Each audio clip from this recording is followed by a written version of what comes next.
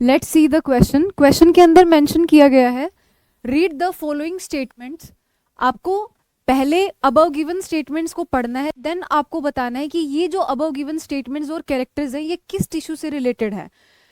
फिर उसके बाद में पहला जो स्टेटमेंट दिया गया है उसमें बोला गया है it is made up of a single thin layer of flatten cells with the irregular boundaries. अगर आप लोगों को squamous tissue, simple squamous epithelium के बारे में याद है तो उसके अंदर एनसीईआरटी में ये स्टेटमेंट गिवन है कि जो सिंपल स्क्वेमस एपिथेलियम होता है, सिंपल स्क्वेमस एपिथेलियम होता है, एपिथेलियम, उसके अंदर जो सेल्स होती है वो फ्लैट होती हैं। जैसे कुछ इस तरीके की सेल्स देखने को मिलती हैं, वहां पे आपको फ्लैट सेल्स देखने को मिलेंगी और इनका न्यूक्लियस भी कैसा होता है, फ्लैट देखने को मिलता है।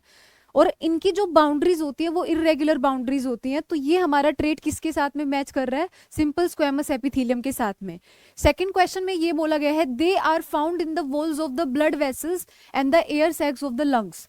अब आपको ये भी पता होना चाहिए कि जो हमारी ब्लड वेसल्स होती हैं, क्या ब्लड वेसल्स, ब्लड वेसल्स के अंदर और जो एयर सैक्स ऑफ लंग्स होते हैं, एयर सैक्स ऑफ लंग्स जो होते हैं, यहाँ पे हमारी सिंपल स्क्वेमस एपिथेलियम देखने को मिलती है। ब्लड वेसल्स के अंदर इनको एंडोथेलियम बोला जाता है, जबकि जो एयर सैक्स ऑफ लंग्स होते हैं वहां पे इनको न्यूमोसाइट सेल्स के नाम से जाना जाता है।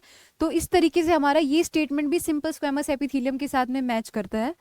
थर्ड जो स्टेटमेंट है उसमें दिया गया है they are involved in the functions like forming a diffusion boundary.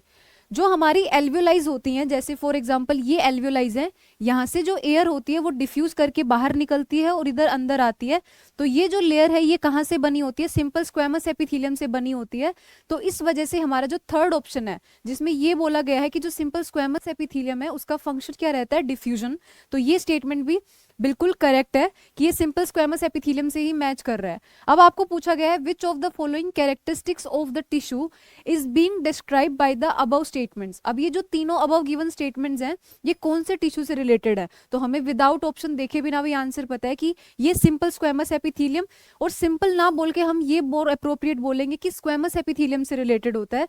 तो फर्स्ट ऑप्शन है स्क्वेमस एपिथेलियम, सेकंड ऑप्शन है कोलुमनार एपिथेलियम, उसके बाद में ciliated epithelium and the D option is compound epithelium. तो हमारे इस क्वेश्चन का आंसर जाएगा फर्स्ट ऑप्शन जिसमें दिया गया है स्क्वेमस एपिथेलियम, क्योंकि the above given statements are related to the squamous epithelium.